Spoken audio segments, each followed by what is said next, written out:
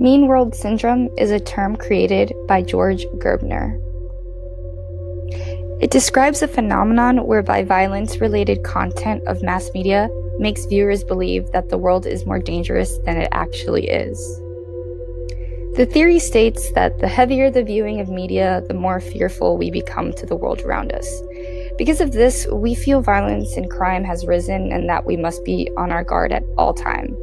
However, statistically, crime rates have actually dropped through the years. So, why is it that 61% of the local news is crime or violence related? Is this to scare us?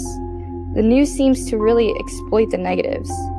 I don't know, this seems intentional. I remember Hurricane Irma like it was yesterday. The anticipation was worse than the actual storm. I felt on edge, panicky, the hairs on the back of my neck permanently standing. FGCU and my job closed all week, so I was home with nothing to do except worry. I put the news on and literally watched it 24/7 for a week straight. My tired, dry eyes would open during the middle of the night and glance over at the bright newslit screen. The warnings grew scarier as our governor pleaded with our city to evacuate. Mandatory evacuation, I kept hearing. People frantically scurrying from store to store, the shelves bare where water and common necessities typically flooded, gas station lines wrapped around the buildings, people shouting and fighting over the last of the supplies. The world seemed to be ending.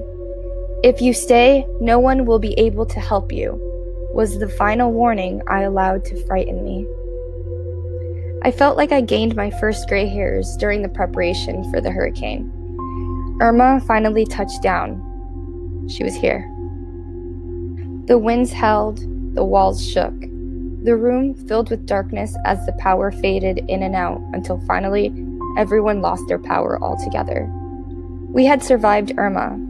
The supposed Category 5 hit our beautiful city at a Category 2. While yes, still scary, I felt somewhat cheated.